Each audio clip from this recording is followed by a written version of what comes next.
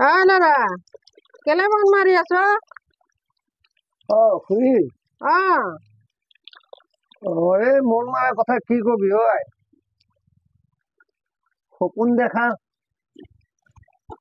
আৰু চৰকাৰী মাটিত ঘৰ বনোৱা একেই কথা বুজিছ কিয়? চৰকাৰী মাটিত ঘৰ বনাই আৰু যি বিপদ আৰু ৰাতি সপোন দেখা আৰু দিনত বিচাৰি নাপায়। এতিয়া ক'ত যাবি ল'ৰাটো? বাংলাদেশলৈ যাবি নেকি? আমাৰ নিজৰ দেশ ধুবুৰীলৈ যাম। ধুবুৰী এইবোৰ নোহোৱা কথাকেইটা কেলে কৈ আছ? অসমীয়া কথা ধুবুৰীলৈ যাবি? তোৰ মানুহজনী ক'ত আছে? এই মানুহজনী মাকৰ ঘৰলৈ যোৱাৰ কথা আছিলে চাচোন যা তাই গ'ল নে আছে চা।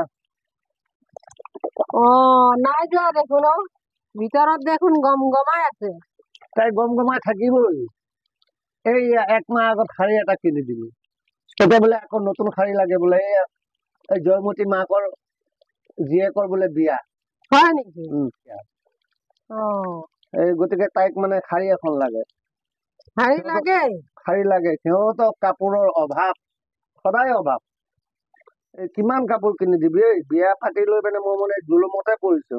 গডেছৰ কামিহাৰ চিঙু চিঙু গডেছৰ অৱস্থা নাই। হয় নেকি? আকৌ তাই মোক কয় বোলে আপুনিও যাব লাগে বোলে, আপুনিও যাব লাগে। মই বোলো মোৰ কাপোৰ নাই, মই যাব নোৱাৰো।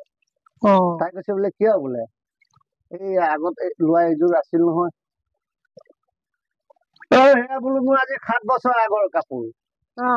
সেয়া বোলে মোৰ নতুন হৈ আছে, তাই একমাহ আগত কিনাটো পুৰণা হৈ আছে। গতিকে এয়া মাইকী মানুহক নোৱাৰি দেই, কাপোৰে নোৱাৰি। মই যামগৈ আৰু মোৰ নিজৰ।